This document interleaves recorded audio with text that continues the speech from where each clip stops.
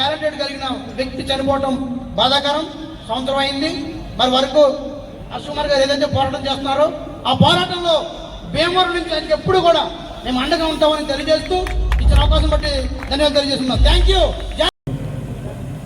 ఉన్నది ఉన్నట్టుగానే మాట్లాడి ఈ రోజున ప్రవీణ్ పగడాల గారు మరి అతసాక్షిగా వారు చనిపోయిన సందర్భాన్ని ఈ రోజున క్రైస్తవులకు పెద్దన్నగా, దళితులకు ఒక పెద్ద దిక్కుగా, క్రైస్తవులకు పెద్దన్నగా దళితులకు పెద్ద దిక్కుగా ఉన్న అశ్వకుమార్ ఒక్కరే యావత్ గొంతెత్తి మాస్టర్ ప్రవీణ పగడాల గారిది ఇది ముమ్మాటికి ఇది హత్య అని ఆనాటి నుండి ఈనాటి వరకు గొంతెత్తి ఆ గొంతుని నొక్కడానికి ఎంతోమంది ప్రయత్నం చేశారు. కానీ ప్రవీణ్ పగడాల గారిని ఒక్కరు చెప్పారు. కానీ ఈ రోజు కొన్ని వేల మంది ప్రవీణ్ పగడాల ముందుకొచ్చారు ఈ రోజున. ఎందుకంటే ఇందాక ప్రవీణ్ పగడాల గారు గురించి మరణమును అలింగనము చేసుకొని క్రైస్తవులు ఈ రోజున ఎలా ఉన్నారు తెలుసా? క్రైస్తవం కొరకు, క్రీస్తు కొరకు అవసరమైతే మా ప్రాణము త్యాగము చేయడానికి ఈ రోజు మేము ముందుకున్నాము. అయితే భారత రాజ్యాంగం మనకి ఇచ్చిన హక్కులను మనం కాపాడుకుంటూ డాక్టర్ ప్రవీణ్ పగడాల గారిది ముమ్మాటికి హత్య. ఎందుకు తెలుసా? చాలా మంది ప్రవీణ్ పగడాల గారి గురించి రకరకాల ప్రయత్నం చేశారు, అంటే ఇన్వెస్టిగేషన్ చేశారు. కానీ నేను ఒక పచ్చి తాగుబోతుతో మాట్లాడాను. అసలు మీరు తాగితే ఎలా ఉంటుంది మీ పరిస్థితులు ఏంటంటే, మాకు తాగిన తర్వాత మాకు అన్నీ తెలుసు అన్నారు. కానీ ఆ రోజున ప్రవీణ్ పగడాల గారిని డూబు పడిపోతున్నట్టుగా, తాగుతున్నట్లుగా చిత్రీకరించి రకరకాలుగా ప్రయత్నం చేసి ఈ రోజున ఒక పచ్చి తాగుబోతుని చేశారు. ఈ రోజున ప్రతి ఒక్కరు కూడా ఇది ఖండిస్తున్నాం. ఇది ముమ్మాటికి హత్య అని ఖండిస్తూ అశ్వకుమార్ యొక్క నాయకత్వం వర్ధిల్లాలని మేము విశ్వసిస్తూ కోరుకుంటూ జై హర్ష్ అన్న.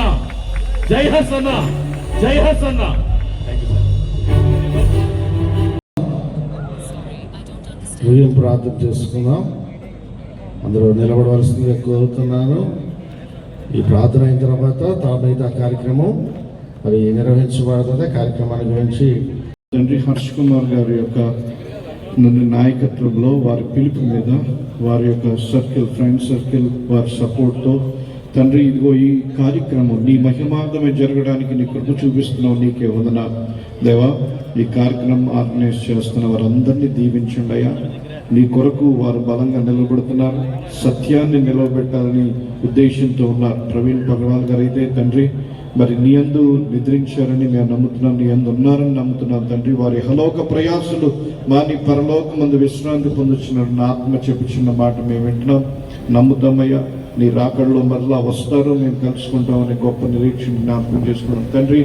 వారు బ్రతికిన కాలంలో వారు చేసిన గొప్ప కార్యాలను తలంచుకుంటూ సత్యం కొరకు, నీ వాక్యం కొరకు, వాక్యంలో ఉన్న సత్యం కొరకు వారు నిలబడి ఆఖరికి వారి మతోన్మాదుల యొక్క శక్తిలో పడి వారి యొక్క దుష్ట శక్తుల వలన తండ్రి మరణించారని తండ్రి మేము అనుకుంటున్నాం. దేవాన్ని కృప చూపించండి, సత్యాన్ని బయటికి తీసుకురండి. సత్యాన్ని బయటికి తీసుకురావడానికి ఎవరైతే సహకరిస్తున్నారో ఇదిగో తండ్రి హర్ష్ కుమార్ గారి లీడర్షిప్లో ఆ కార్యం జరుగుతుండగా నీవే వారికి సహాయం చేయండి. హర్ష్ కుమార్ గారికి సంపూర్ణ ఆరోగ్యం, పూర్ణ ఆయుష్ను అనుగ్రహించండి. కూడి వచ్చి ప్రతి బిడ్డను దీవించి పంపించమని, కార్యాచరణ నీవే చేయమని, మీరే ఈ కార్యములన్నిటికీ సహకారిగా ఉండి ముందుకు నడిపించమని, మమ్మల్ని అందరినీ క్షమించి దీవించి కాపాడి రక్షించమని మా ప్రభువైన యేసు ద్వారా వేడుకుంటున్నాం తండ్రి. ఆమేన్. మాకు దయచేయము. ఇలా ప్రార్థన చేసిన క్షమించిన ప్రకారం మా ప్రార్థన క్షమించుము. మమ్మల్ని శోధన దగ్గర తప్పించుము. రాజ్యము, శక్తి, మహిమయు నిరంతరము నీవన్నవి. ఆమేన్. మన తండ్రి అయిన దేవుని ప్రేమ, యేసు క్రీస్తు కృప, పరిశుద్ధాత్మిక సహాయము, నడిపింపుతో పాటు ఈ కార్యక్రమంలో పాల్గొన్నటువంటి ప్రతి ఒక్కరికి, కార్యక్రమాన్ని జరిగించినటువంటి నీ బిడ్డలకు, దాసునికి, కుటుంబానికి, అలాగే మా ప్రభా విడబడినటువంటి నీ దాసుడు దైవచనుని యొక్క భార్య, కుమార్తెకును, కుటుంబానికి యావత్ క్రైస్తవ సంఘమునకును తోడైనగాక.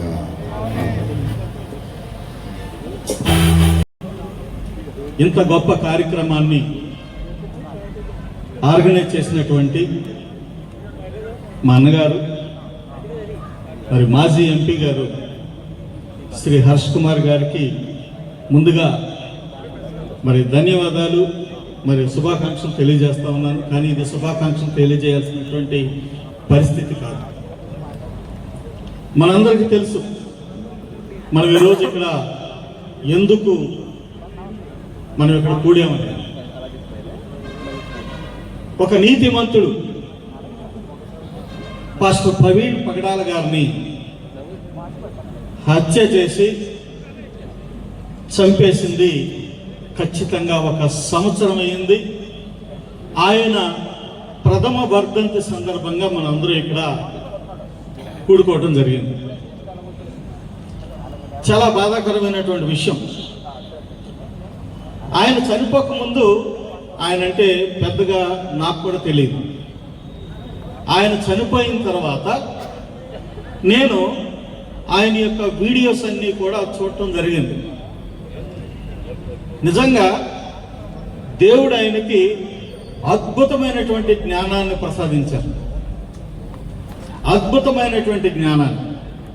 ఆ జ్ఞానంతో ఆయన అనేక ప్రశ్నలు లేవనెత్తారు. అనేకమైనటువంటి ప్రశ్నలు. ఈ రోజున ఇక్కడ ఉన్నటువంటి సోదర సోదరీమణులందరినీ కూడా ఒక ప్రశ్న అడుగుతూ ఉన్నాను. ప్రవీణ్ పగడాల గారిది హత్య అని నమ్మేవాళ్ళు ఎంతమంది ఉన్నారు? చేతులు ఎత్తండి, చేతులు ఎత్తండి. హత్య నమ్మి ఇక్కడ ఉన్నటువంటి ప్రతి సోదరుడు చేతులు ఎత్తు, ప్రతి సోదరి చేతులు ఎత్తు. మరి ఇంతమంది మనం నమ్ముతా ఉన్నాం. అయితే ఈ హత్య ఎందుకు జరిగింది? ప్రవీణ్ పగడాల గారిని హత్య చేయాల్సినంత అవసరం వచ్చింది, ఎవరికి వచ్చింది అనేది ఒక్కసారి మనం అందరం కూడా ఆలోచన చేయాలి. ప్రవీణ్ పగడాల గారు చేసిన తప్పేంటి? ఆయన చేసిన తప్పేంటి? ఆయన ఏమన్నా మానభంగాలు చేశారా? దోపిడీలు చేశారా? హత్యలు చేశారా? లేకపోతే ఎవరినైనా దూషించారా? ఎవరినైనా కొట్టారా? తిట్టారా? ఎందుకు చంపాల్సి వచ్చింది అని అంటే ఆయనకున్నటువంటి జ్ఞానంతో అనేకమైనటువంటి దురాచారాలని ప్రశ్నించడం జరిగింది. ఆయన ప్రశ్నించారు, నువ్వు మమ్మల్ని ప్రశ్నిస్తావా అని ఒక దురహంకారంతో ఆయన్ని హత్య చేయటం జరిగింది. ఒక అద్భుతమైనటువంటి గొంతును నొక్కేయటం జరిగింది. అయితే ఈ రోజున ఆయన చనిపోయారు అని బాధ కంటే కూడా ఆయన్ని హత్య చేసిన వారు ఇంకా చక్కగా హాయిగా తిరుగుతూ ఉన్నారు. న్యాయం జరగలేదు. ప్రవీణ్ పగడాల గారికి న్యాయం జరగలేదు. ఏంటి దారుణం? ఆయనకి న్యాయం జరిగే విధంగా మరి హర్షన్న లాంటి వ్యక్తులు, అలాగే మరి అజయ్ బాబు, ఇంకా చాలా మంది, విజయ్ కుమార్ గారు, అలాగే చాలా మంది ప్రయత్నం చేశారు. కానీ హర్షన్న మరి కోర్టు మెట్లు కూడా ఎక్కి ఇది ఆ న్యాయం చేయడానికి ప్రయత్నం చేయడం జరిగింది. ఈ రోజున మనం అందరం కూడా ఆలోచించాల్సింది ఏంటంటే, మనం అందరం కూడా క్రైస్తవులు కానీ, ముస్లిమ్స్ కానీ, దళితులు కానీ, లేదా వెనుకబడిన వర్గాల వారు కానీ, బీసీలు కానీ అందరూ కూడా ప్రమాదంలో ఉన్నారు. మనందరికీ ప్రమాదం పొంచి ఉంది. మనందరం కూడా సంఘటితమై ఇప్పుడైనా కానీ మనం పెద్ద ఎత్తున ఉద్యమిస్తే తప్ప ఆయనకి న్యాయం జరుగుతుందో లేదో చెప్పలేం. కానీ మనం అన్యాయం జరగకుండా కాచుకోవాలంటే మనందరం కూడా ఒకటవ్వాలి. మనందరం ఒకటైతేనే అలాంటి నీతిమంతులకి న్యాయం చేయగలం. అలాంటివి ఇంకోసారి జరగకుండా కూడా మనం కాపాడగలం. ఈరోజు వచ్చినటువంటి కోర్టు తీర్పుల గురించి కూడా ఒక్క నిమిషం దాని గురించి కూడా ప్రస్తావిస్తాను. దళితులు క్రైస్తవ మతంలోకి మారితే రిజర్వేషన్ పోతుందని గౌరవ సుప్రీంకోర్టు వారు తీర్పునిచ్చారు. చాలా బాధాకరం. ఏంటి అంటే ఒక దళితుడు జైన మతంలోకి మారినా, బౌద్ధ మతంలోకి మారినా, సిక్కు మతంలోకి మారినా వారి రిజర్వేషన్స్ పోవు. ఓన్లీ క్రైస్తవ మతంలోకి మారితే మాత్రమే రిజర్వేషన్ పోతుంది. దాని అర్థం ఏంటి? ఎవరిని అణిచివేయడానికి ప్రయత్నం చేస్తా ఉన్నారు? ఎందుకు దళితులను అణిచేయాలని ప్రయత్నం చేస్తా ఉన్నారని నేను ప్రశ్నిస్తా ఉన్నా. ప్రతి సోదరుడు సోదరి కూడా ఇది గుర్తుంచుకోండి. వేరే మతాల్లోకి మారితే ఆ యొక్క రిజర్వేషన్ పోదు, కానీ క్రైస్తవ మతంలోకి మారితే మాత్రం రిజర్వేషన్ పోతుందని ఈ రోజున గౌరవ సుప్రీంకోర్టు వారు ఇచ్చినటువంటి తీర్పుని చూసి చాలా బాధపడతా ఉన్నాం. ఎందుకు అన్యాయం, ఎందుకు వివక్ష అని నేను ప్రశ్నిస్తా ఉన్నాను. మనందరం కూడా సంఘటితమైతే తప్ప ఇలాంటి వివక్షల్ని మనం ఎదుర్కోలేమని మీ అందరికీ కూడా మనవి చేస్తా ఉన్నాం. అలాగే మరి ప్రభుత్వం ప్రవీణ్ పగడాల గారి మరణం విషయంలో మరి ఇంకా చాలా మంది అంటున్నారు. ప్రవీణ్ పగడాల గారి మరణం విషయంలో వారు సరైనటువంటి పరిస్థితి చేయలేదు, సరైనటువంటి విచారణ జరపలేదు అనేది నా భావం. ఇప్పటికైనా కానీ మీ అందరి సమక్షంలో నేను డిమాండ్ చేస్తా ఉంది ఏంటంటే ఆ కేసుని మళ్ళీ తిరగదోసి సిబిఐ ఎంక్వైరీ వేసి ఆయన మరణం వెనక ఎవరున్నారో కనిపెట్టి ఆయన మరణానికి కారకులైన ప్రతి ఒక్కరిని కూడా కోర్టుకు తీసుకువెళ్ళి శిక్షించాలని చెప్పేసి ఈ సందర్భంగా నేను డిమాండ్ చేస్తూ సెలవు తీసుకుంటా ఉన్నాను. Thank you so much. నాయకులు, ప్రజాప్రతినిధులు చచ్చిపోయారు. కొట్టండి వాళ్ళకి, చచ్చిన వాళ్ళు కొట్టండి ఒకసారి. వాడు చచ్చిపోతా ఉంటుంటే మనం బతికిస్తున్నాం ఓటేసి వాడిని. వాడు చస్తే ఓటనే ఆయుధం ద్వారా మనం బతికిస్తున్న సిగ్గులేదు మనకి. ఎవడు మన పక్షాన పోరాటం చేస్తున్నాడు, ఎవరు పనిచేస్తున్నారు, ఎవరు నిలబడుతున్నారన్న విషయాన్ని మనం గ్రహించాలి. ఎప్పుడు చూసినా సరే ఎలక్షన్ రాగానే మన ఆలోచన శైలి విధానం మొత్తం మారిపోతా ఉంటుంది. ఎమ్మెల్యేలుగా గెలిచిన ఆ నాటి నుండి పదవెక్కిన రోజు నుండి దిగిపోయే వరకు, ఎక్కే ముందు వరకు ఒక మాట, ఎక్కిన తర్వాత ఒక మాట, క్రైస్తవ్యానికి నేను ఉన్నానని చెప్తా ఉంటారు.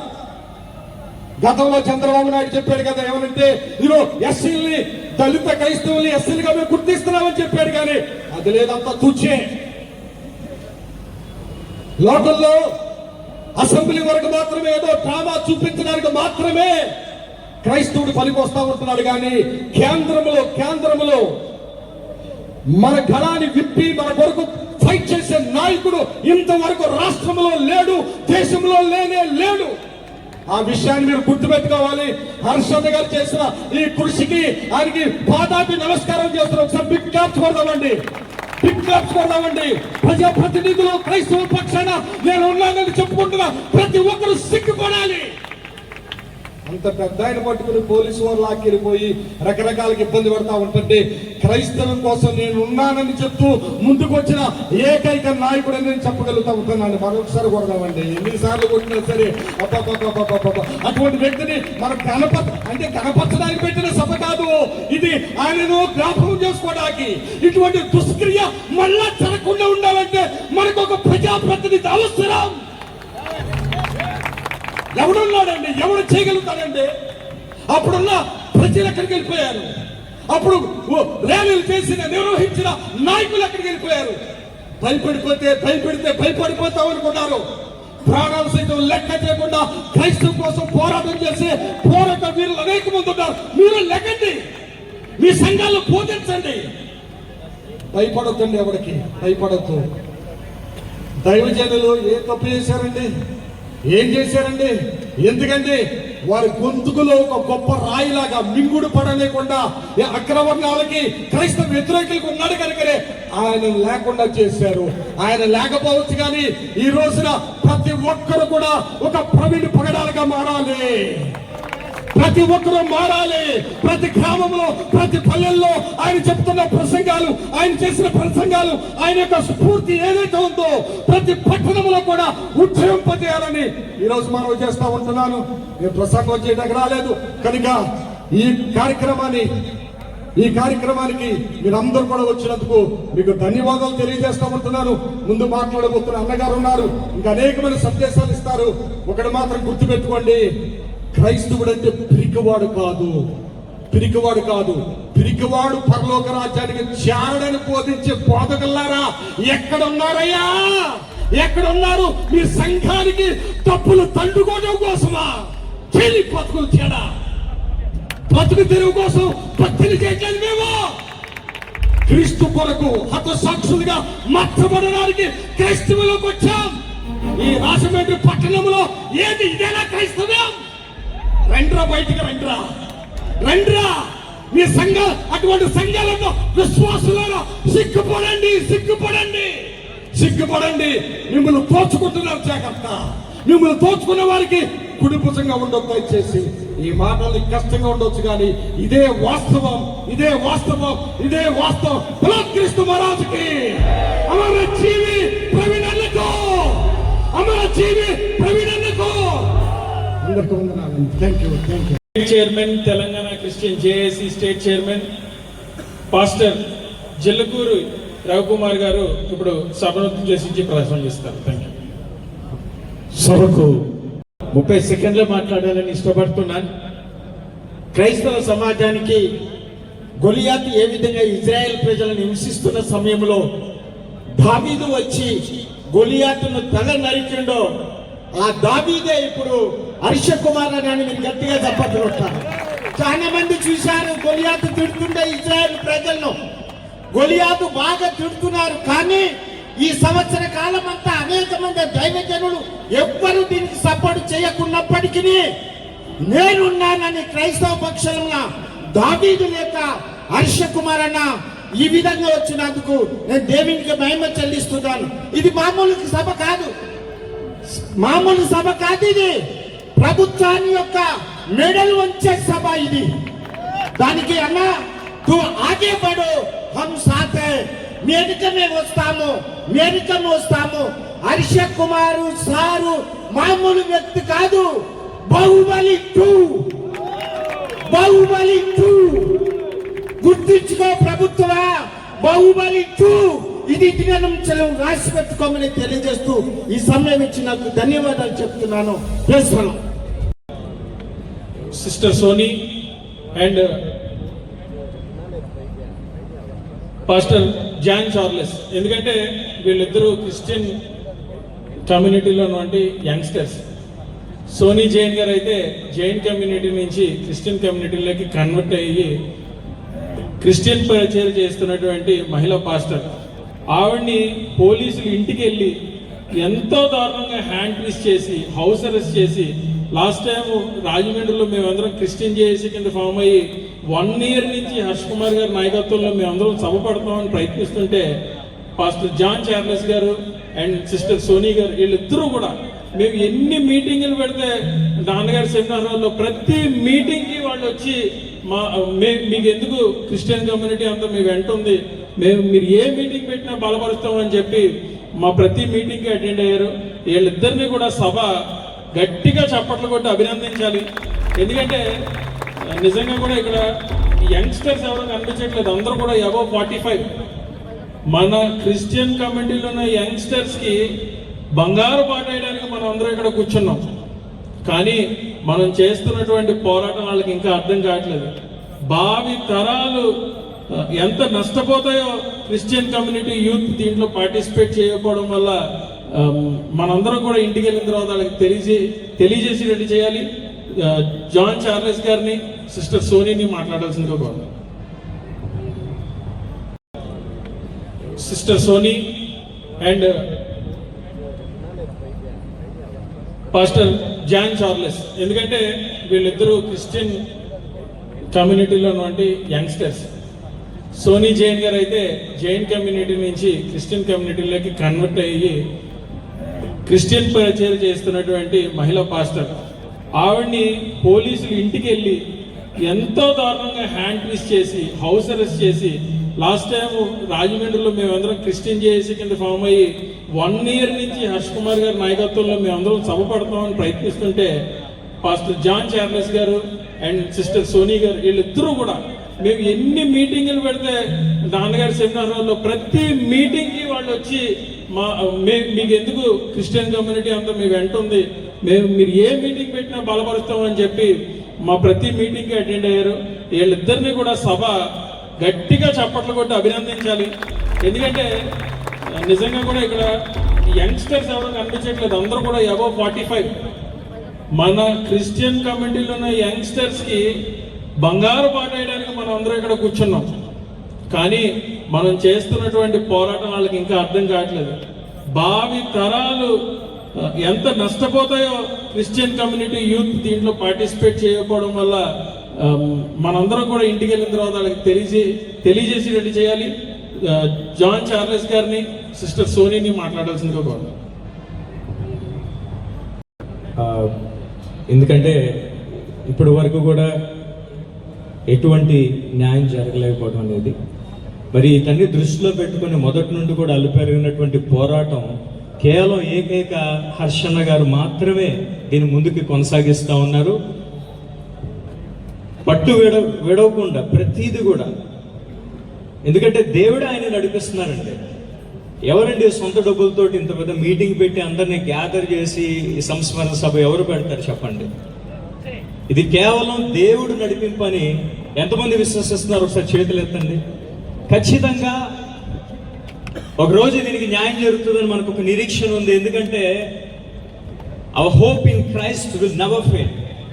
దేవుని యందు నిరీక్షణ ఎన్నడూ కూడా వ్యర్థం కాదు. ఇప్పటి వరకు చేసిన ప్రతి ప్రార్థనలు కూడా వ్యర్థం కాదు. నిజంగా ఇందాక జాన్ బెన్నీలింగం గారు చెప్పినట్టుగా ప్రతి చర్చి వాళ్ళు కదిలి రావాలి, ముందుకు రావాలి. ఎందుకంటే ఈరోజు కేవలం ప్రవీణ్ పగడాల గారికి మాత్రమే జరిగింది అనేటువంటి ఆలోచన మనం కలిగి ఉన్నారు చాలా మంది కూడా. రేపు నీకు జరగచ్చు, నాకు జరగచ్చు, ఇంకెవరికన్నా జరగచ్చు. కాబట్టి ఎవరు కూడా ఏ మనిషిని హత్య చేసే అధికారం ఎవరికి లేదు. ప్రాణం తీసుకునేటువంటి అధికారం ఒక దేవుడికి మాత్రమే ఉంది. అయితే దేవుడు ముందే చెప్పాడు ఏంటంటే, in my name people will be persecuted through out the world అని దేవుడు ముందే చెప్పాడు. దేవుడు నామం నిమిత్తం అనేక మంది హింసించబడతారు, చంపబడతారు అని దేవుడు ముందే చెప్పారు. అయితే ఈ విషయంలో ఖచ్చితంగా దేవుడు ఈ యొక్క నిజాన్ని బయటికి తీసుకొస్తారని మన నిరీక్షణ వ్యర్థం కాదు. ప్రార్థనతో పాటు మన విశ్వాసం, ఒక మాట ఉంది బైబిల్ గ్రంథం, అదేంటంటే faith without works are dead. క్రియలేని విశ్వాసం మృతం. కేవలం ప్రార్థన చేస్తామంటే కుదరదు, ప్రార్థనతో పాటు క్రియ కూడా ఉండాలి. ఈరోజు చాలా మంది మరి సంఘాలు విడిచిపెట్టి ఎంతో దూరం ప్రయాణం చేసి సంఘస్థులందరినీ ఇక్కడ తీసుకొచ్చి, ఈరోజు నేను కూడా మారి ఫాస్టింగ్ డేస్ ఉన్నాయి, ప్రేయర్స్ అన్ని మానుకొని సంఘం అంతటితో కలిసి ఇక్కడికి వచ్చాం. ఎందుకంటే వి సపోర్ట్ హర్ష గారి నాయకత్వంలో ఏదైతే ఈ పోరాటం అందరూ సపోర్ట్ చేస్తున్నామో ఖచ్చితంగా రేపొద్దున దీనికి ప్రభుత్వం న్యాయం చేకూరుస్తుందని, మరి నిజంగా మరి ఏదైతే జరిగిందో అది బయటకు వస్తుందని మేము విశ్వసిస్తున్నాము. Thank you all. Thank you. ఈ యొక్క సభను ఏర్పాటు చేసిన హర్ష కుమార్ గారికి, శ్రీరాజ్కి గారికి నా హృదయపూర్వకమైన వందనాలండి. కూడొచ్చిన మీ అందరికీ కూడా నా వందనాలు. న్యాయం కోసం నిలబడదాం. ఈరోజు ప్రవీణ్ పగడాల గారి కుటుంబానికి జరిగింది అన్యాయం. సో రేపు నిజంగానే పాస్టర్ గారు చెప్పినట్టు మీకు కూడా జరగవచ్చు. కానీ నేను ఒక్కటైతే చెప్పగలను, నేను ఇన్ని సంవత్సరాల నుండి క్రిస్టియానిటీలో ఉన్నాను, కానీ మన తరఫున ఒక్కరు కూడా నిలబడే వారు నిజంగానే లేరు. ఒప్పుకుంటారా? మీరందరూ ఒప్పుకుంటున్నారా? ఎవరైనా ఉన్నారా? ఇన్ని సంవత్సరాల నుండి చూసారా మీరు? దాన్ని బట్టి మనం హర్ష కుమార్ గారికి ఒక్కసారి గట్టిగా చప్పట్లు కొడదాం. దేవుడు మన పక్షంగా, వారిని మన పక్షంగా ఒక నాయకుడిగా నిలబెట్టినందుకు నేను దేవునికి ఎంతో కృతజ్ఞతలు చెల్లిస్తున్నాను. వైఎస్ఆర్ వివేకానంద్ గారు కూడా 7 సంవత్సరాల నుంచి న్యాయం కోసం పోరాడుతున్నారు. మనం ఓన్లీ 1 ఇయరే అయింది. ఇంకా let us fight for justice. Thank you. నుంచి పోరాడుతున్నారు, మనకు 1 సంవత్సరమే అయింది, ఇంకా లాంగ్ వే టు గో అని చెప్తున్నారు ఆయన. Thank you madam. అయితే డాక్టర్ బాలా ప్రముఖ లాయర్, ఈ కేసు గురించి మొట్టమొదటి నుంచి కూడా అర్ధరాత్రి 3 గంటల నుంచి అలర్ట్గా ఉండి ప్రతి విషయాన్ని, ప్రతి ఇన్వెస్టిగేషన్ని, ప్రతి క్లూని సేకరించి మన గొంతయ్యి మన చెప్పులు వేసుకుని మనలాగా క్రిస్టియన్ కమ్యూనిటీ గురించి హైకోర్టులో గలమెత్తి పోరాడుతున్నటువంటి డాక్టర్ బాలా లాయర్ గారిని వేదికెక్కి సభనుద్దేశించి ప్రసంగించాల్సిందిగా కోరుతున్నాం. Very very young dynamic lawyer, is a very very systematic constitutional bench lawyer. లాని చాలా చక్కగా ప్రాక్టీస్ చేస్తూ వెరీ సిస్టమాటిక్ అప్రోచ్ లో లీగల్ ప్రొసీడింగ్స్ చేసే ఉన్నతమైనటువంటి మనిషి డాక్టర్ బాలా గారు. లాయర్ని మాట్లాడాల్సిందిగా కోరుతున్నాం. శ్రీరాజ్కి అలానే హర్ష కుమార్ గారికి థ్యాంక్ యూ అండి. ఎందుకంటే నాకంటూ కొన్ని లిమిటేషన్స్ ఉన్నాయి, అందరిలాగా నేను కూడా ఎక్కువ మాట్లాడలేను, కొన్ని మాట్లాడతాను. ఇక్కడికి వచ్చిన ప్రియమైన సోదరిమణులు, బ్రదర్స్ అండ్ సిస్టర్స్ ఇంగ్లీష్లో, అలానే పెద్దలు చాలామంది కూడా వెనకాల ఉన్నవాళ్ళు, ఈరోజు ఇది బాధాకరమైన సభ కాదు, it's anniversary celebrations of Praveen Pagadala death anniversary. So ఇక్కడికి వచ్చిన ప్రతి ఒక్కరు కూడా సంతోషాన్ని ఆస్వాదించాలని నేను కోరుకుంటున్నాను. ఎందుకంటే క్రిస్టియన్ కమ్యూనిటీకి సంబంధించి ప్రవీణ్ పగడాల గారు ఎన్నో డిబేట్స్, అలానే కాన్స్టిట్యూషనల్ కోర్టులో ఆయన పోరాటం చేస్తున్న ఇంప్లీడ్ పిటిషనర్గా పోరాటం చేయడం కావచ్చు, ఇలా రకరకాల అంశాలకు సంబంధించి ఒక ఏవి కూడా మనం చూసాము. ఈరోజు ఈ మీటింగ్ జరుగుతుంది అంటే మనం ఇంకొకరికి కూడా థ్యాంక్స్ చెప్పుకోవాలి. అప్లికేషన్ పెట్టి హర్ష కుమార్ గారు మీటింగ్ పర్మిషన్స్ తీసుకోవడానికి, అలానే పోలీస్ వాళ్ళు కూడా పర్మిషన్స్ ఇచ్చినందుకు కూడా థ్యాంక్ యూ, ధన్యవాదాలు. కోఆపరేషన్ చేస్తున్న ప్రతి ఒక్కరికి కూడా. అదేవిధంగా డిసిప్లిన్కి మరో రూపం, ఇక్కడ అందరూ కూడా కూర్చొని చాలా చక్కగా ఈరోజు ప్రవీణ్ పగడాల గారి యొక్క ప్రసంగాన్ని, అలానే ఆయన యానివర్సరీ ప్రతి ఒక్క పాస్టర్ గారు చెప్పిన స్పీచెస్ కావచ్చు, బైబిల్స్లో పొందుపరిచి ఉన్న వాక్యాలు కావచ్చు, చాలా చక్కగా వింటున్నారు. అండ్ ఇంకొక విషయం, అందరు ఇక్కడ రకరకాలుగా మాట్లాడారు, అంటే ప్రోత్సహించే విధంగా కొన్ని కావచ్చు, లేకపోతే ఇంకో విధంగా కావచ్చు, కానీ సొల్యూషన్ వైపు ఎవరు కూడా ఏం మాట్లాడలేదు. ఈ కాన్స్టిట్యూషన్లో మనకు మెన్షన్ చేసింది ఏంటి అంటే ప్రొఫెస్, ప్రాక్టీస్, ప్రొపగేట్. అంటే ప్రతి మనిషికి కూడా నమ్మిన రిలీజియస్ మీద ఎవరైనా ప్రొఫెస్ చేయొచ్చు, ప్రాక్టీస్ చేయొచ్చు, ప్రొపగేట్ చేయొచ్చు. It's a fundamental right of a citizen. Article 25 నుంచి మొదలవుతుంది. ప్రతి ఒక్కరు కూడా గుర్తుపెట్టుకోండి, ఎప్పుడైనా మీరు బయటికి వెళ్ళేటప్పుడు ప్రతి ఒక్క రిలీజియస్ వాళ్ళ రిలీజియస్ని ప్రాక్టీస్ అండ్ ప్రొపగేట్, ప్రొఫెస్ చేసే రైట్ ఎక్కడ ఉంది అంటే రాజ్యాంగంలో నాకు కల్పించింది, కాబట్టి నేను ప్రొఫెస్ చేస్తున్నా, ప్రాక్టీస్ చేస్తున్నా, ప్రొపగేట్ కూడా చేస్తున్నాను. ఈ మధ్యకాలంలో మనం చూసాం కొన్ని ఆర్గనైజేషన్స్ కాంట్రవర్షియస్ థింగ్స్, కానీ కాంట్రవర్షియస్ థింగ్స్ తీసుకురావడానికి ఎక్కడ క్రియేట్ అవుతుంది అంటే between the people it's a war against of the power, war against of the society, capture of power. అంతకు మించి ఏమీ లేదు. అందరం we are all human beings. And second విషయం, ఈరోజు ప్రవీణ్ పగడాల గారు ఏదైతే పోరాటం చేస్తున్నారో క్రిస్టియన్ కమ్యూనిటీలో, ఇందాక రీసెంట్గా కూడా నేను చూశాను, కొంతమంది చెప్పడం జరిగింది సుప్రీంకోర్టులో ఎస్సీ ఎస్టీకి సంబంధించిన అప్లై కాదని చెప్పేసి అని. కొన్ని రాంగ్ డైవర్షన్స్ ఉన్నాయి, నేను వాటిని కూడా క్లారిఫై చేస్తాను. సుప్రీంకోర్టు ఈరోజు ఏదైతే జడ్జిమెంట్ ఇచ్చిందో అది ఒక క్వాష్ పిటిషన్కి సంబంధించింది మాత్రమే తప్పనిచ్చి ఎస్సీ ఎస్టీ క్యాస్ట్ సర్టిఫికెట్కి కానీ సర్టిఫికెట్కి సంబంధించిన కన్క్లూజన్ అయితే కాదు. ఎవరు వరి అవ్వాల్సిన అవసరం కూడా లేదు. ఇంకో విషయము, ప్రాక్టీస్ అనేది, ప్రొఫెస్ అనేది, ప్రొపగేట్ అనేది అది ఫండమెంటల్గా మీకుంది. ఎవరైనా కాన్స్టిట్యూషన్లో పొందుపరిచిన 1950 ఆర్డర్ ప్రకారము ఒకవేళ హిందూ రిలీజియస్కి సంబంధించిన వాళ్ళు కాదు చేస్తాను అనుకుంటే వారు మారడానికి స్కోప్ మాత్రమే ఉంది. అయితే మీరందరూ పొలిటికల్గా పోరాటం చేసుకుంటున్న వాళ్ళు చాలామంది ఉన్నారు. మీరు ఒకటి అప్పీల్ చేయాల్సింది ఏంటంటే పార్లమెంటు ద్వారా ఒక యాక్ట్ని చేయించుకోవాల్సిన బాధ్యత మీ అందరి మీద ఉంది.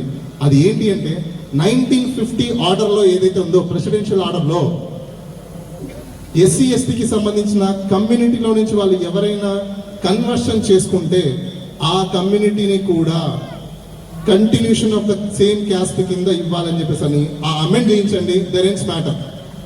మీరు చేయాల్సినది ఏదైనా ఉంది అంటే రైట్గా కాన్స్టిట్యూషనల్ ఇచ్చిన రైట్లో మన ఫస్ట్ రైట్ ఏంటి?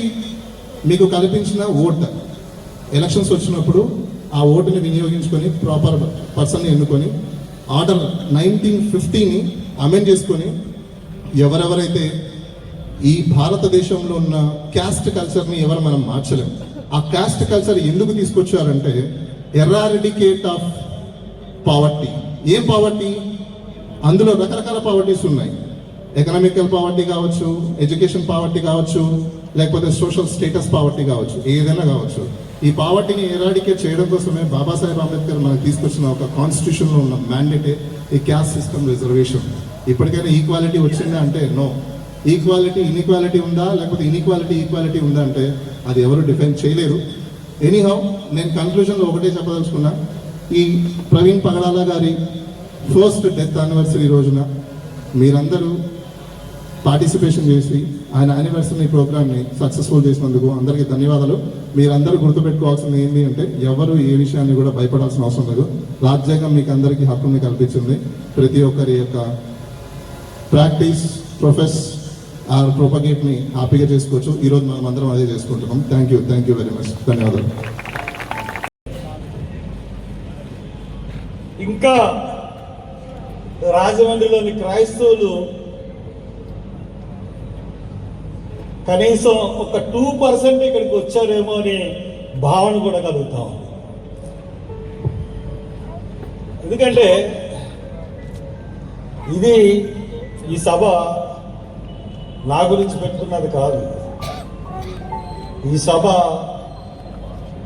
మీ గురించి, మీ విశ్వాసం గురించి, ఈ రోజున క్రైస్తవ మతం ఎదుర్కొంటున్న దాడులైతేనేంటి, ఇటువంటి దాడుల నుంచి మనమంతా సంఘటితంగా ఉంటేనే దేన్నన్నా ఎదిరించగలం అన్న శక్తి వస్తుందని ఒక చెప్పడానికే ఈ సభను నేను ఇక్కడ ఏర్పాటు చేయడం జరిగింది. చెప్తున్నాను నేను ఖచ్చితంగా. కరెక్ట్గా మహానుభావుడు ప్రవీణ్ పగడాల గారు 1 year అయింది ఈరోజు. నిజంగా నాకు ఎవరో తెలియదు. ఆయన పేరు వినలేదు, ఆయన చూడలేదు.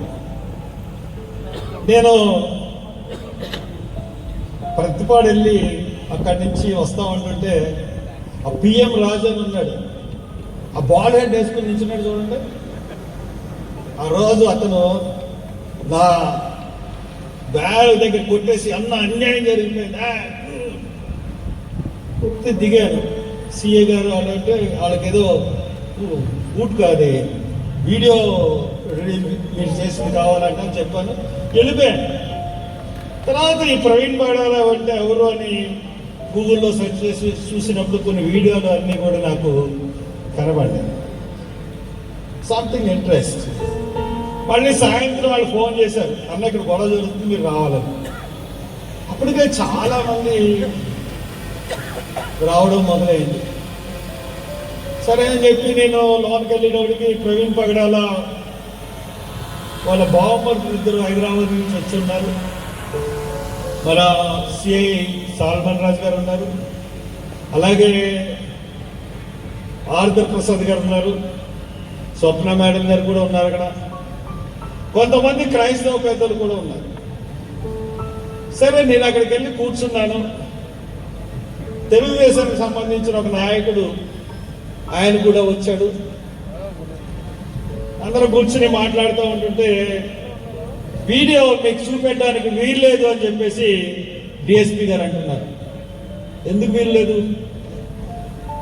దిస్ ఇస్ ఎ పబ్లిక్లో జరిగింది, మీ వీడియో ఫుటేజ్ చూపించాల్సిన అవసరం, బాధ్యత మేము ఏదుందని చెప్పి గట్టిగా నేను మాట్లాడితే అప్పుడు వీడియో చూపించాను. దాంట్లో నయారా పెట్రోల్ బంక్ దగ్గర తీసిన వీడియో. ఆ పెట్రోల్ బంక్ ఎదురుగుండా కనబడుతుంది. ఒక సెకండ్లో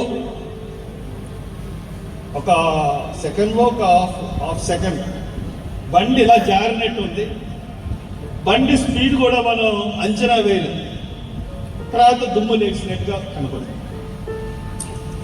ఇదేనండి రాత్రి 11:30 అయింది. ఇది 11:35 అక్కడే పడిపోయింది బండి. ఈ బండి పడిపోయింది కాబట్టి అక్కడే ఆయన చనిపోయాడు రాత్రి నుంచి అని చెప్పి. సరే ఇది బండి పడిపోయినట్టుగా కానీ లేకపోతే అది స్పీడ్గా కూడా పడట్లేదు. నేను అక్కడ స్పాట్కి వెళ్ళి వచ్చాను. ఇంత దారుణంగా నేను బాడీని చూశాను. బాడీని చూసినప్పుడు మొత్తం చిట్లిపోయాడు, గొడ్డలతో నరికినట్టు. హెల్మెట్ వేసుకుంటే హెల్మెట్ లోన ఈ తలంతా పగిలిపోయాడు. చిత్రభద్రంగా ఉంది ఆ బాడీ. తర్వాత ఇన్ని దెబ్బలు తగలడానికి చిన్న యాక్సిడెంట్కి ఆస్కారం లేదు, ఇది కాదు అని చెప్పేసి నేను వాదించడం జరిగింది. వాళ్ళు పోలీస్ డిపార్ట్మెంట్ నాకు ఎందుకంటే నాకు సింగ తెలియని విషయం. ఆ తెలుగుదేశం నాయకుడు ఇది యాక్సిడెంట్ అని చెప్పి లేచి వెళ్ళిపోయి బయట చెప్పారు. నాకు చాలాసార్లు చూసాను.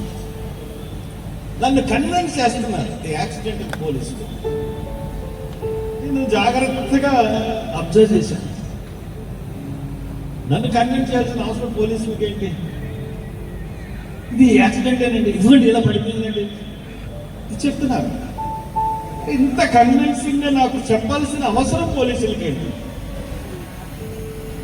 అంటే దీని వెనకాల ఏదో ఉంది అని అనిపించింది. ఐఎమ్ సారీ, మీతో నేను ఏకీభవించుకుని చెప్పాను. నేను బయటకు వచ్చేది చెప్పాను. రాత్రి అంతా 11 వరకు ఆ రోజున పోస్ట్ మార్టం బయటే ఉన్నాం అందరం. నెక్స్ట్ డే పోస్ట్ మార్టం ముందు మా తరపు నుంచి ఒక డాక్టర్ని పంపిస్తామంటే ఒప్పుకుని తర్వాత ఒప్పుకోలేదు. సరే వచ్చేసాం. మార్నింగ్ అందరం వెళ్ళాం. ఈ లోపల చాలా మంది హైదరాబాద్ నుంచి వచ్చిన వాళ్ళు ఉన్నారు, ప్రవీణ్ పగడాల అభిమానులు ఉన్నారు. నేను కూడా అందరూ హాస్పిటల్ దగ్గరికి రండి అని చెప్పేసి పిలుపునివ్వడం జరిగింది. అది 10 గంటల నుంచి పోలీసులు 2 వరకు జాప్యం చేశారు. ఎఫ్ఐఆర్ ఎప్పుడు వేశారో తెలుసా అండి? మార్నింగ్ బాడీ 9:30కి కానిస్టేబుల్ చూస్తే సాయంత్రం 7:15కి ఎఫ్ఐఆర్ వేశారు. నెక్స్ట్ డే పంచనామా 10ంటికి మొదలెట్టి ఆ నైట్ కూడా రాసి ఆ నెక్స్ట్ డే 2 వరకు రాస్తూనే ఉన్నారు. 2:15కి బాడీని తీసుకెళ్ళారు. బాడీని తీసుకెళ్ళిన తర్వాత అనూహ్యమైన రీతి 30-40 వేల మంది ప్రజలు ఏదో జరిగింది ప్రవీణ్ పగడాలకి అని చెప్పి, ఆయన తెలిసిన వాళ్ళు తెలియని వాళ్ళు ఒక పాస్టర్ గారిని చంపేశారు అన్న ఉద్దేశంతో విపరీతమైన జనం వచ్చారు. ఆ రోజు నేను లేకపోతే పోలీసు వాళ్ళు చాలా మంది ఉన్నారు చుట్టూ. వీళ్ళు అవ్వడం బయటకు వెళ్తారు. అంత జనం ఉన్నారు. పోలీసు వాళ్ళు 200 మందే ఉన్నారు. నన్ను బతిలాడుకున్నారు పోలీస్ డిపార్ట్మెంట్. ఎలాగన్నా సరే డ్యామేజ్ అవ్వకుండా మనం వ్యాన్ని, ప్రవీణ్ పగడాల వ్యాన్ని హైదరాబాద్ పంపించాలి. హర్ష కుమార్ గారు మీ సపోర్ట్ లేకపోతే మేము చేయలేము.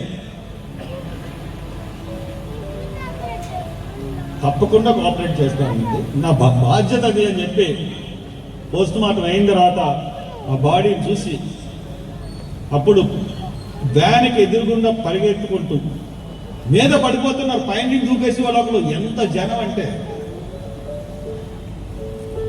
అటువంటి పరిస్థితుల్లోంచి వ్యాన్ని జాగ్రత్తగా తీసుకెళ్లి బయటికి పంపించడం జరిగింది. సరే అయిపోయింది. అయిపోయిన తర్వాత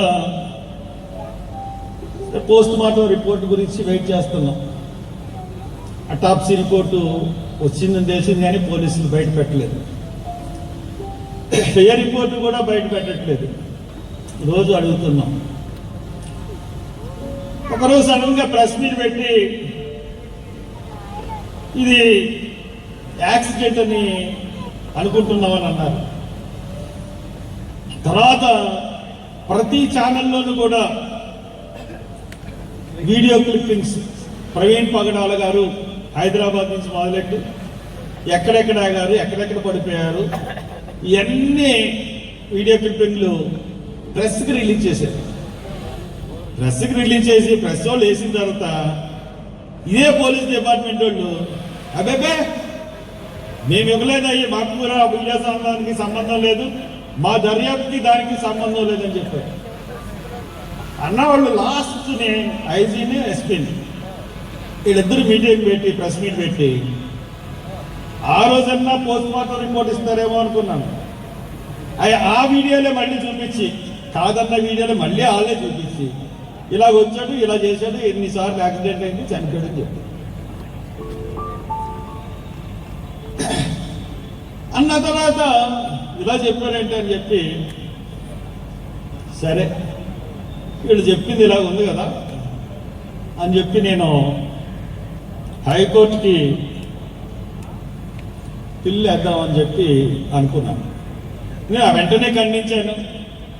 ఏది మాకు ఇవ్వాల్సిన పోస్ట్ మార్టం రిపోర్ట్ ఏది, అటాప్సీ రిపోర్ట్ ఏది, ఏమేమి అంటే రాసిస్తే ఎవరికి ఇవ్వలేదు పోలీస్ డిపార్ట్మెంట్.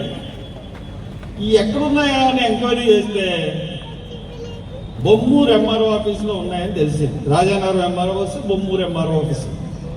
మెల్లిగా ఆఫీస్కి వెళ్ళి మేనేజ్ చేసి తెచ్చేసాను. పోలీసులు ఇచ్చినవి కాదు, నేను మేనేజ్ చేసేవాళ్ళని తెచ్చేసాను. వాళ్ళకు లెటర్ పెట్టాను, అబ్బే మాకు రాలేదని అన్నారు, వాళ్ళే ఇచ్చేసాను. అబ్బే మీకు ఇవ్వలేదండి మేము అని కింద నుంచి తెచ్చాను, అలాగే ఇచ్చేసాను. అంటే ప్రవీణ్ పగడాల గారు చనిపోయిన తీరు ఆ యొక్క ఉద్యోగులకు కూడా బాధ ఉంది. అది ఇవ్వడానికి కారణం. ఇచ్చిన తర్వాత చూశాను ఏముందంటే అటాప్సీ రిపోర్ట్ అంటే చనిపోయిన వెంటనే ఇచ్చి రిపోర్ట్ అంటే చనిపోయిన తర్వాత ఫస్ట్ పోస్ట్ మార్టం రిపోర్ట్ ఇస్తారు. అంటే బాడీ కోసిన 1 గంటలో 2 గంటలు ఇచ్చి రిపోర్ట్. దాంట్లో ఏముందంటే ఎక్కడ ఆల్కహాలిక్ వాసన లేదు, ఆల్కహాలిక్ వడార్ లేదు, ఆయన తాగి లేడు అని రిపోర్ట్ చెప్తా ఉంటుంటే ఫారెన్సిక్ రిపోర్ట్లో కొన్ని అవయాల్లో ఇతర ఆల్కహాల్ జాడ కనబడుతుంది. ఫారెన్సిక్ రిపోర్ట్ నేను పిల్లని ఏం వేసానంటే ఏప్రిల్ నెలలో వేసాను. ఆ పిల్లలో నేను పెట్టింది ఏంటంటే నాకు రీపోస్ట్ మార్టం కావాలి. దిస్ ఈజ్ ఒక నా హక్కు. నువ్వెవరు వేయడానికి అనడానికి ఎవ్వడికి అధికారం లేదు. నా హక్కు అది. నా హక్కుతో నేను వేశాను. ఏమని వేశాను? రీపోస్ట్ మార్టం చేయాలి.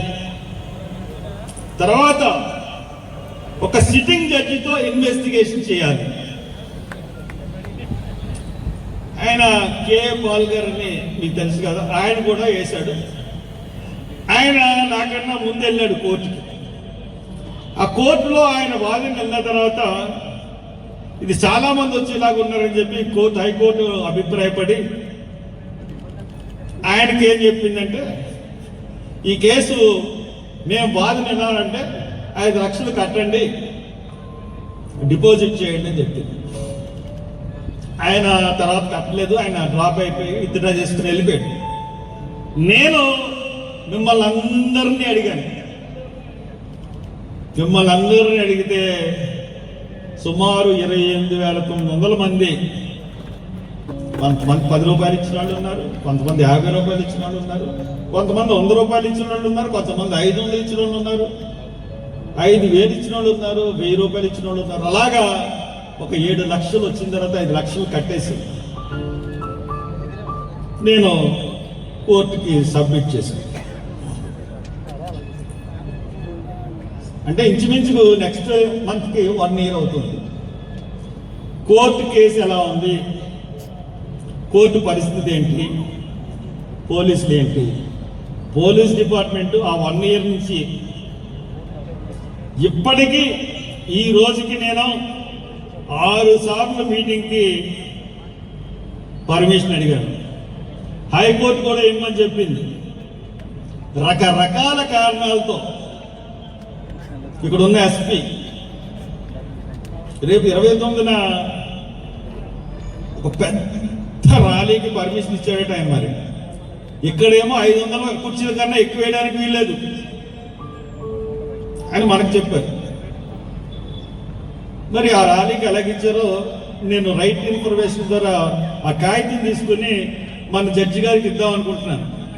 సార్ మా ఎస్పీ గారేమో మాకేమో 500 మంది అన్నారు, అక్కడేమో 10,000 బళ్ళకి పర్మిషన్ ఇస్తున్నారు, ఏంటిది ఈ వ్యత్యాసం ఏంటి, వివక్ష ఏంటి అని అడుగుదాం అనుకుంటున్నాను.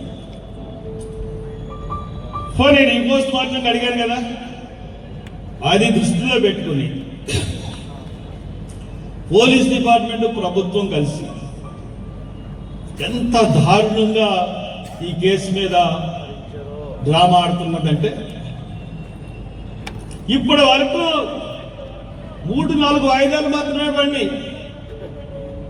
ఆలోచించండి, ఒక కేసు, ఒక మర్డర్ కేసు అని మనం భావించి, ఒక అతన్ని హత్య చేశారని భావించి హైకోర్టుకు మనం వెళ్తే హైకోర్టులో 4 వాయిదాలు మాత్రమే పడినాయి, 4-5 వాయిదాలు. అక్టోబర్ వాయిదాలో జడ్జి గారు అడిగారు, ఏమండి ప్రభుత్వ లీడర్ని అడిగారు, ఏదండి మీరు కౌంటర్ ఎఫిడవిట్ ఏదండి, మీ రిప్లై ఏంటండి, మీకు గవర్నమెంట్కి వాళ్ళు వేసిన రిప్రజెంటేషన్ మీకు పంపించాం కదా, వాళ్ళ అఫిడవిట్ మీకు పంపించాం కదా, గవర్నమెంట్ నుంచి రిప్లై ఏదండి, అవి సంతకాల్లో ఉందండి అన్నాడు. అక్టోబర్లో మొదలెట్టిన సంతకాలు మార్చి 26 వరకు అవలేదండి. అంటే సంతకం పెడతానే ఉన్నాడు గవర్నమెంట్లో ఉన్న ఆఫీసర్లు. మీకు ఒక చిన్న ఉదాహరణ చెప్తేనే, ఒకసారి మలకపల్లిలో గడ్డం బొల్లయ్య అని చెప్పేసి ఒక రైతు ఉన్నాడు. వచ్చి నా దగ్గరికి ఏడ్చాడు, నా కొడుకుని చంపేశారు సార్, పొలం పనికి రమ్మన్నారండి,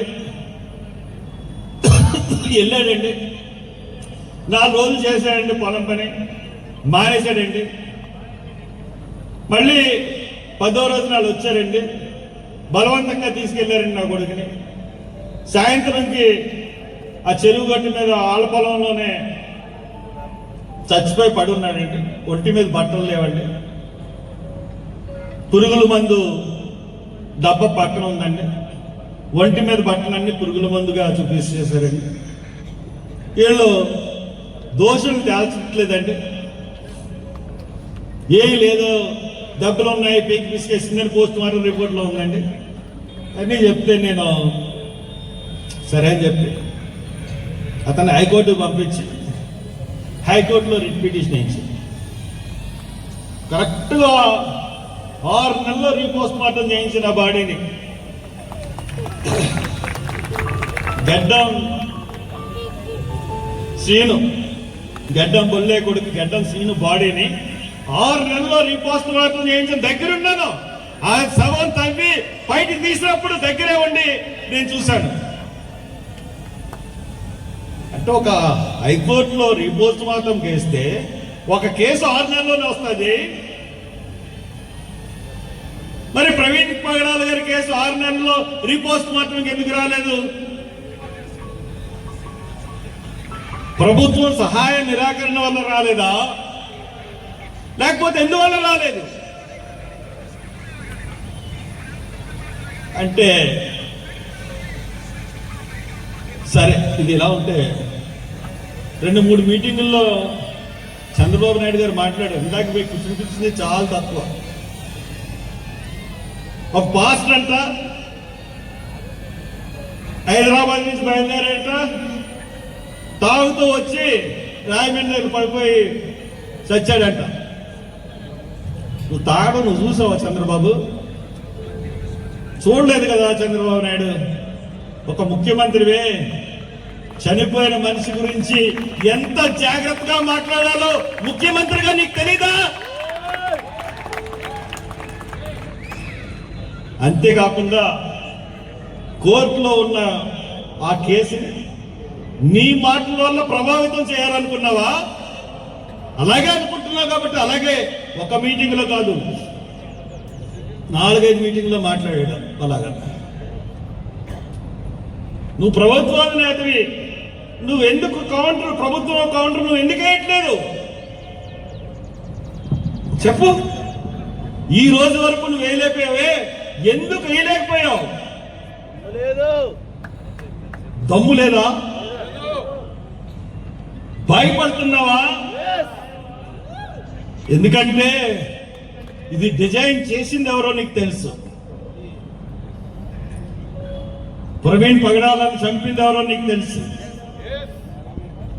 ఆయన చెప్పక ముందే ఎలా చంపడానికి స్కెచ్ చేశారో కూడా నీకు తెలుసు. ఇది సామాన్యులు చేసిన హత్య అనుకుంటున్నారా? సామాన్యులు చేసిన హత్య కాదు ఇది. రాష్ట్ర ప్రభుత్వం కూడా చేయలేదు. ఇది సెంట్రల్ గవర్నమెంట్ లో ఉన్న ఒక పెద్ద మనిషి చేయించాడు. దానికి రాష్ట్ర ప్రభుత్వం పూర్తి సహాయ సహకారాన్ని అందించింది కాబట్టి కోర్టుల్లో ఇంత జాప్యం జరుగుతూ ఉంది. గుర్తుంచుకోండి. ఈ రోజున మనం సంఘటిత కాకుండా, మనం ఐక్యమత్యం లేకుండా ఏ విధంగా పోరాటం చేయగలం? నిన్న కాక మొన్న సాయంత్రం పోలీస్ పర్మిషన్ ఇచ్చారు. అంతకుముందు ఒక మీటింగ్ పెట్టి యూత్ అందరినీ గ్యాదర్ చేసుకుని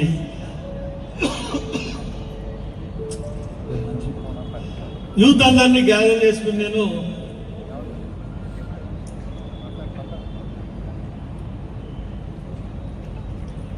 అన్ని చర్చిలకు వెళ్ళి పాంప్లెట్లు అవి పంపించి 4-5 పాంప్లెట్లు వేయించాను. 4 సార్లు 5 సార్లు 25,000 50,000 అన్ని వేస్తే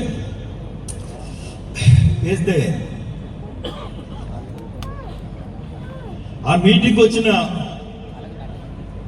ప్రతి ఒక్కడి ఫోన్ నెంబర్, ప్రతి ఒక్కడి ఇంటి అడ్రస్, ప్రతి మా ఏఎం రాజా ఉన్నాడు కదా, ఇవేళ కనపడి పిఎం రాజా ఆ రోజున కార్ ఆఫ్ చేశాడు. అన్నా రా అన్న పోరాటానికి కానీ మళ్ళీ ఈ రోజే కనపడ్డాడు. ఏర పిఎం రాజా అంటే అన్నా ఏం చెప్పరా అన్న, బతుకున్నానన్నా, పోలీసు చంపేద్దరన్నా. ఇలాగా యూత్ కుర్రోళ్ళు అందరూ ముందుకు వచ్చిన వాళ్ళు. నేను ఒక ఫ్లెక్స్ వేసాను, అందరు ఫోటోలు పెట్టి రాజమండ్రిలో ఉన్న యూత్ లీడర్స్ అని చెప్పి ఫ్లెక్స్ వేసి ప్రతి చర్చిలో పెడితే ఆ ఫ్లెక్స్ లో ఉన్న ప్రతి ఓడికి 50,000 బైండ్ ఓవర్ కేసులు. 1వ స్టేషన్ 2వ స్టేషన్ ప్రతి స్టేషన్ లోనే బైండ్ ఓవర్లు. ఎంఆర్ఓ కేసు ఎంఆర్ఓ ఆఫీస్ లో బైండ్ ఓవర్. ఎంత హెరాస్ చేశారు. ఒక్క హర్ష్ కుమార్ ని మీరు ఏమీ చేయలేదు. కాబట్టి మొత్తం వెనకాలన్న హర్ష్ కుమార్ వెనకాలన్న వీళ్ళందరినీ కూడా బెదిరిద్దామని చెప్పి బెదిరించారు. ప్రతి పోలీస్ స్టేషన్ కి ప్రతి పోలీసు సిఐ ఎస్ఐ పని ఏంటంటే ప్రతి చర్చికి వెళ్ళడం, సాయంత్రం మీటింగులు పెట్టడం, సాయంత్రం మీటింగులు పెట్టి అక్కడ పాస్టర్ని పెద్దల్ని పిలిచి మీ ఓళ్ళు ఎవరన్నా మీటింగ్లకు వెళ్ళారంటే హర్ష్ కుమార్ గారి మీటింగ్కి మీకు రౌడీ షీట్ పెట్టిస్తాం. పోలీస్ డిపార్ట్మెంట్ ఎస్పీ గారు ఇది కాదని చెప్పగలరా? ఖండించగలరా? ఛాలెంజ్ చేస్తున్నాను. మీరు చేసిన దుర్మార్గాలు, అకృత్యాలు ఎంత దారుణంగా క్రైస్తవ జాతిని మీరు ఇబ్బందులు పెట్టారో నాకు తెలుసు. ఎందుకు అంపిది అంత ఇబ్బందులు పెట్టాల్సిన అగత్యం ఏమొచ్చింది మీకు? ఇంకా ప్రవీణ్ పగడాల చనిపోయిన రోజు పోస్ట్ మార్టం ఉన్న దగ్గర రాజమండ్రిలోని క్రైస్తవ నాయకులు టాప్ బ్రాస్ ప్రతాప్ సిన్హా కాడి నుంచి ఇక టాప్ జాన్ వెస్లీ కాడి నుంచి జాన్ వెస్లీ 1 జాన్ వెస్లీ 2 ఇంక అక్కడి నుంచి ఇంక తర్వాత ప్రశాంత్ కుమార్ వారి కొడుకు వాళ్ళ ప్రతి ఒక్కరు అక్కడే ఉన్నారు. ఈరోజు ఎక్కడ కనబడుతున్నారా? ఎక్కడ కనబట్టలేదు. ఈ కార్పొరేట్ మాస్టర్లు, ఈ కార్పొరేట్ మాస్టర్లు ఎక్కడా కనబట్టలేదు. వాళ్ళకి మళ్ళీ మన దగ్గర నుంచి 10వ వంతు కావాలి. 10వ వంతు కలెక్ట్ చేయడానికి ఫోన్ పేలు స్కానర్లు పెట్టేస్తారు. మీరు 10వ వంతు ఇవ్వకపోతే మీ జీవితం ఆదాయంలో 10వ వంతు ఇవ్వకపోతే మీరు సమీపపడతారు. మీరు ఖచ్చితంగా ముందు 10వ వంతు చెల్లించిన తర్వాతనే మీ ఇంట్లో దక్కిన విషయాలకు మీరు ఖర్చు పెట్టుకోండి. వీళ్ళు చేసి ప్రార్థన. హైదరాబాద్ లో ఉంటున్నారు సతీష్ కుమార్ అని. ఆయన అయితే ఎక్కడ మీడియా పెద్ద పెద్ద చర్చలు కట్టించి హైదరాబాద్ లో మాట్లాడతాడు. ఇక్కడ గొర్రెలు నిజంగా గొర్రెలే వెళ్ళిపోయే వాళ్ళకి సందాలు ఇచ్చి అతను నూనె అమ్ముతాడు. ప్రతిదీ వ్యాపారమే. దేవుణ్ణి వ్యాపారకం చేసేస్తే దేవుడు ఆగ్రహించి ఏమయ్యాడు? కొరడా పట్టుకున్నాడు యేసుక్రీస్తు. నా దేవాలయాన్ని మీరు అపవిత్రం చేస్తారా అని కొరడాతో అక్కడ వ్యాపారం చేసిన వాళ్ళందరినీ కూడా జెరూసలేం దేవాలయం చుట్టూ ఉన్న వాళ్ళని అందరినీ పాల్గొన్నారు. కొరడా పెట్టింది ఇక్కడ ఇస్తే. ఈ కార్పొరేట్ వ్యవస్థలు ఎవరన్నా ఒక్క న్యాయపేసి ఒక్క సహాయం చేశారనుకున్నారా? ఇక్కడ వేసిన స్టేజ్ కాడి నుంచి అక్కడ వేసిన స్టేజ్ కాడి నుంచి బ్యానర్స్, కుర్చీలు ప్రతిదీ కూడా నా సొంత డబ్బులు. ఒక్కళ్ళు కూడా ఒక్క న్యాయపేసి ఇవ్వలేదు నాకు. ఎందుకంటే కొంతమంది బయలుదేరుతారు, ఆ మీటింగ్ నేనే చేశాను నన్ను చెప్తున్నాను. లేకపోతే నేను ఖర్చు పెట్టాను గొప్పగా చెప్పడం కాదు. కొంతమంది చెప్పుకుంటారన్న ఉద్దేశంతో చెప్తున్నాను. ప్రతి పైసా కూడా నేను ఖర్చు పెట్టాను. వి శాంసన్ బాబు అని విజయవాడ నుంచి మొన్న వెళ్తూ అన్న ఈ 5,000 ఉంచని చెప్పి ఒక 5,000 నాకు ఇచ్చాడు. వద్దు శాంసన్ అంటే అన్న నేను బాధపడుతున్నాను అంటే 5,000 తీసుకున్నాను. ఈ కార్పొరేట్ భాషల్లో ఒక్కడు ప్రవీణ్ పగడాల గురించి వచ్చారా? దుర్మార్గులు. వీళ్ళ గురించి యేసుబాబు గారు చెప్పారు మనకి. సరే, ఇంక వాళ్ళ గురించి మనకు అనవసరం, కానీ వాళ్ళ కర్మ వాళ్ళే పోతాడు. రేపు పొద్దున్న వాళ్ళని ఇంకా వద్దు. కానీ ఇంకా పోతే ఇందాక ఒక సబ్జెక్ట్ చెప్పాడు మన డాక్టర్ బాలా. 1950 ప్రెసిడెన్షియల్ రూల్ ఏమండి?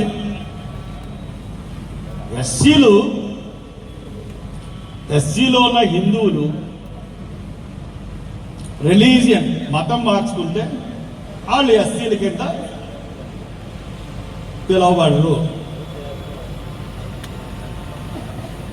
మరి బీసీలు మతం మార్చుకుంటే బీసీల కింద పిలవబడతారా లేదా? బీసీల కిందే పిలవబడతారు. రెడ్లు క్రైస్తవ మతంలోకి వస్తే ఎవరు పిలవడతారు? రెడ్ల కిందే పరిగణించబడతారు. కమ్మోళ్ళు అదే పరిస్థితి, కాపులు అదే పరిస్థితి. ఇప్పుడు ఎస్టీలు ఉన్నారు, షెడ్యూల్ ట్రైబ్. షెడ్యూల్ ట్రైబ్ క్రైస్తవ మతంలో మారారనుకోండి, షెడ్యూల్ ట్రైబే. మీకు అర్థమైందా? క్రైస్తవులు అన్ని ప్రపంచం అంటే ఒక ముస్లిం తప్పితే తక్కిన అందరూ కూడా, ఎస్సీలో ఉన్న హిందువులు అన్ని మతాల అంటే బుద్ధ మతంలోకి, పంజాబీ మతంలోకి, సిక్ మతంలోకి మారితే మట్టుకు ఎస్సీల కింద ఉంటారు. కానీ ఈ హిందూ సమాజం క్రిస్టియన్గా మారితే మట్టుకు వీళ్ళ హక్కులు కోల్పోతారు. ఇది ఎలాగండి? తగ్గిన వాళ్ళందరూ మారిపోయిన వాళ్ళు అలాగే ఉంటారంట. మనం దళితులొక్కలే మాట్లాడితే వీళ్ళకి ఎలాగా మారిపోద్ది? కులం కులం ఎలా మారిపోద్ది? ఈ భారతదేశంలో కులం అన్న చీడ పురుగు ఉంది. ఆ చీడ పురుగుని తొక్కి చంపేసేంత వరకు కూడా ఆ కుల జాడ్యం అన్నది ప్రతి భారతీయ నెలలోకి ఎక్కువ. ఈ పాలకులు ఎవరు? దానికి సంబంధించిన వాళ్ళే.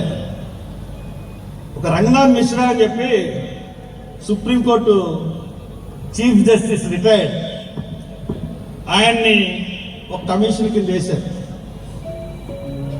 నేను పార్లమెంట్లో ఉన్నప్పుడు ఆయన వేసిన కమిషన్ టేబుల్ అయింది. టేబుల్ అయినప్పుడు రంగనాథ్ మిశ్రా ఒక బ్రాహ్మణ supreme court judge, chief justice retired, ఆయన వేసిన కమిషన్ ఆయన ఏం చెప్పాడంటే, హిందువులు క్రైస్తవ మతంలోకి మారితే వాళ్ళ కులం ఎలా మారుతుంది? మారదు.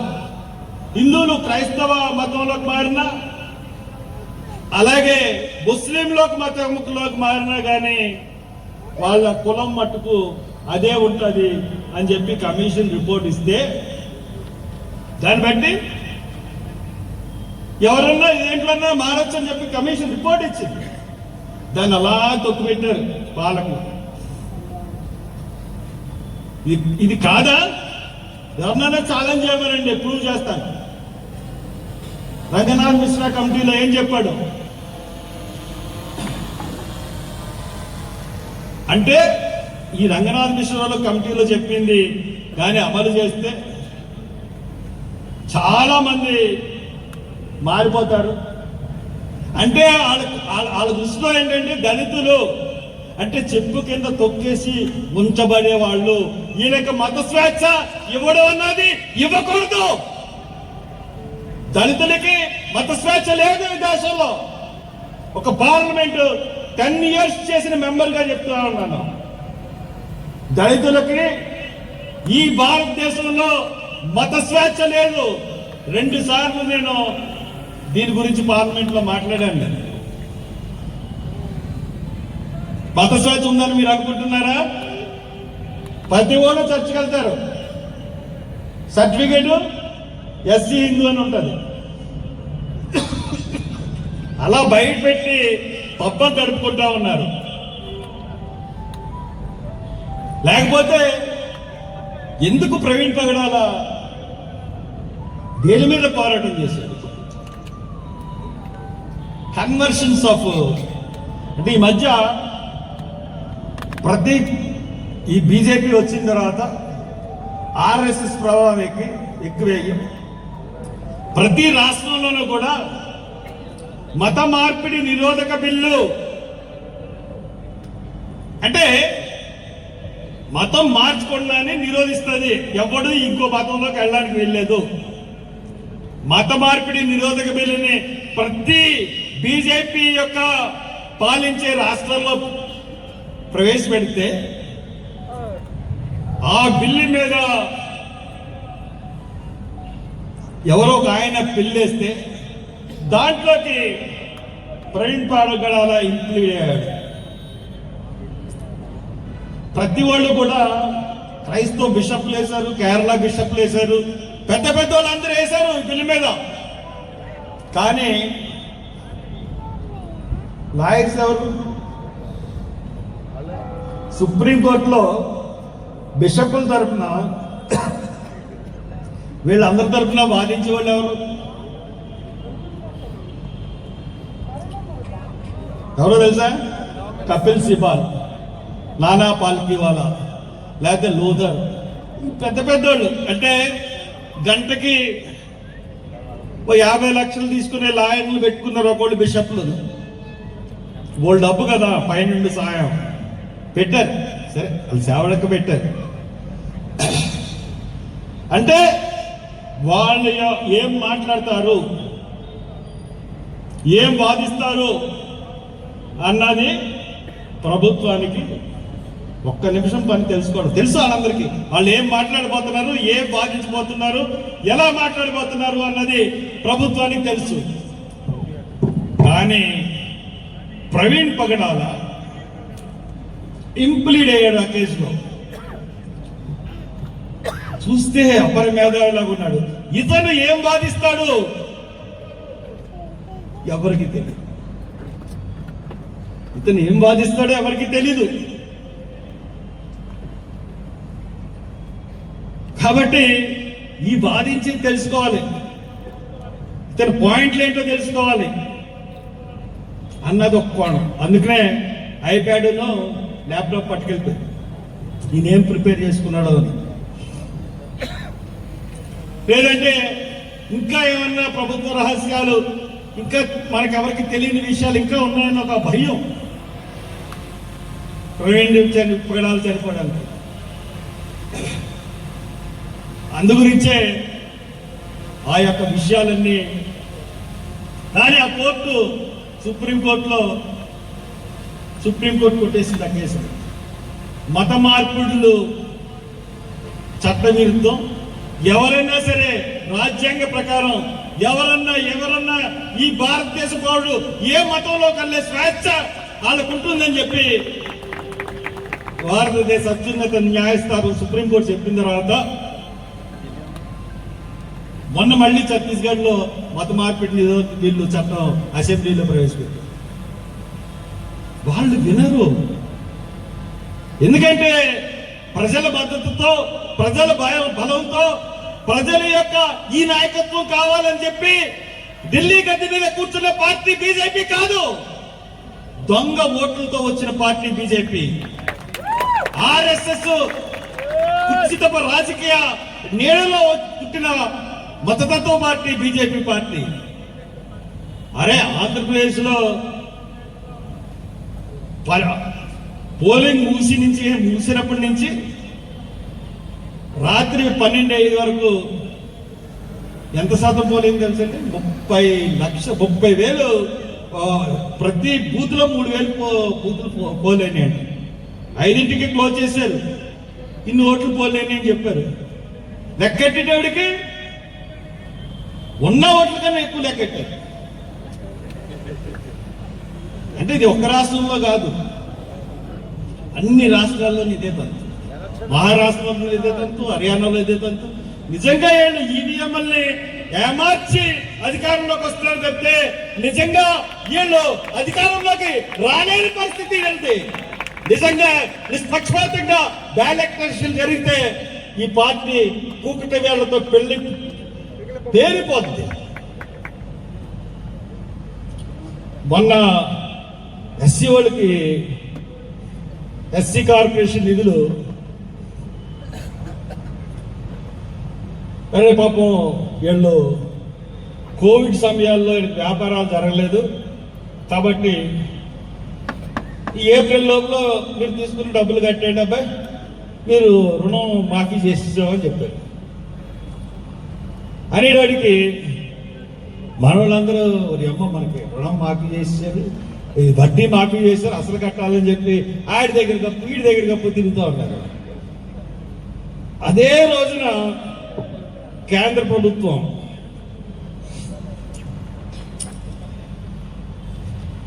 వోడాఫోను, ఐడియా ఫోన్ ఈ రెండింటికి కలిపి 39,000 కోట్లు అప్పు ఉంది. ఎన్ని కోట్లు? వీళ్ళదంతా కలిపితే వీళ్ళ వడ్డీ అప్పు అంతా కలిపితే 600 కోట్లు ఎంతో. అది ఐడియా వోడాఫోన్ అప్పు 39,000 కోట్లు. వాళ్ళకి ఏమిచ్చిందంటే రాయితీ వాళ్ళని 2032 వరకు స్పీచ్ చేసిందంట. అంటే 2032 వరకు వాళ్ళని బ్యాంకులు ఒత్తిడి చేయకూడదు.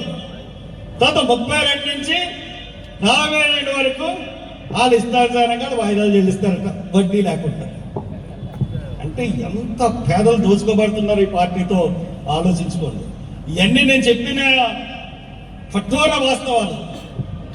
25 లక్షల కోట్లు మీరు బ్యాంకుల్లో దాచుకుంటే మీకు సరైన అమౌంట్ లేకపోతే మీకు ఫైన్ వేసి గుంజుకున్న అమౌంట్లన్నీ 25 లక్షల కోట్లు మొత్తం కార్పొరేట్ సెక్టార్లో ఉన్న బడా పారిశ్రామికవేత్తలకి 25 లక్షల కోట్లు రుణమాఫీ చేసింది ఈ ప్రభుత్వం.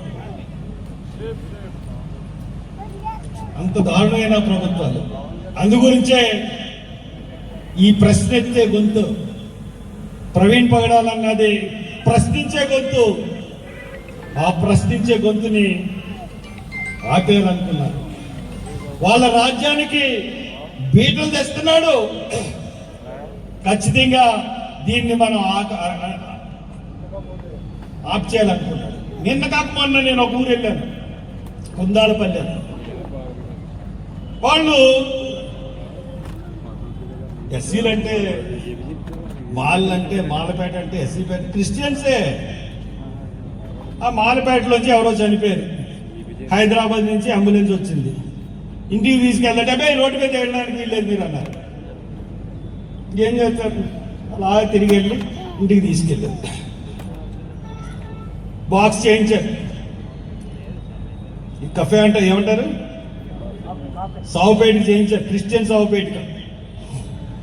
దాంట్లో ఎత్తుకుని మోసుకుని వెళ్తా ఉన్నారు. మళ్ళీ రోడ్డు మీద ఆఫ్ చేసి మరి మా వీధిలోకి రావడానికి వెళ్ళలేదు మీరు సావుపేట. అంటే ఎక్కడున్నాం మనం? ఇంకా అనాగరికమైన పరిస్థితుల్లోనే ఉన్నామా? సమాన న్యాయం, సమాన హక్కులు లేవా?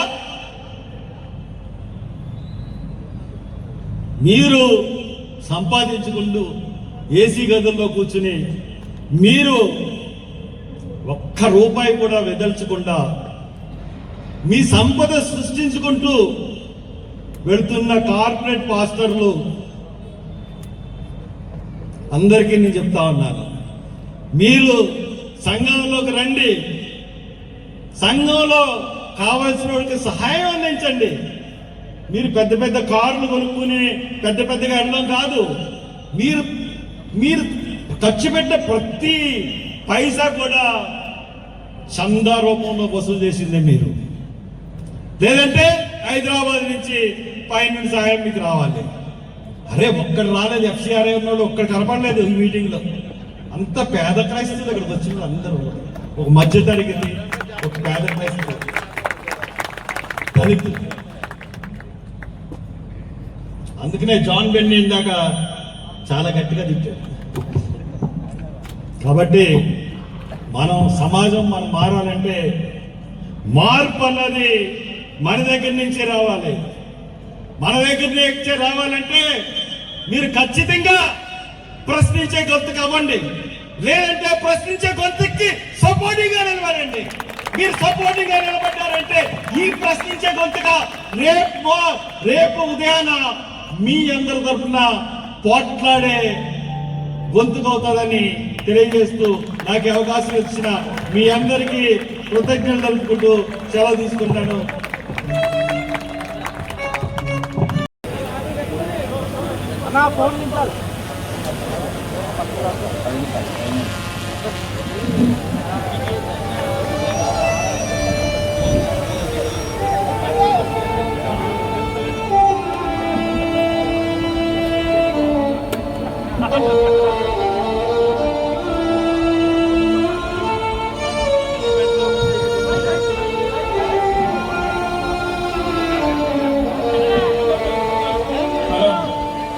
ముగింపు ప్రార్థన.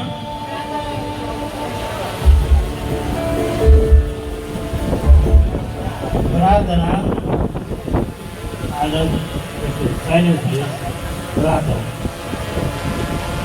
మమ్మల్ని నిత్యంగా ప్రేమించడం ఆచార్య తండ్రి ప్రేమలో ఈ బంగారు మనం ప్రేమించున్నాము ఉన్నారు వందలు శిక్షణ స్థాపనలు వాళ్ళు చేస్తున్నాము ఇదే మనం ఈ సేవలో త్వరలాగా దేవుడి పాస్టర్ గారి విషయంలో సంస్కరణ సభ జయప్రదం కావించకుండా ఆయన మనం చేయించున్నాము ఎప్పటికైనా వాళ్ళు ఈ పాల్గొన్నారు ప్రతి ఒక్కరిని జీవించింది ప్రవీణ్ కోడల్ గారి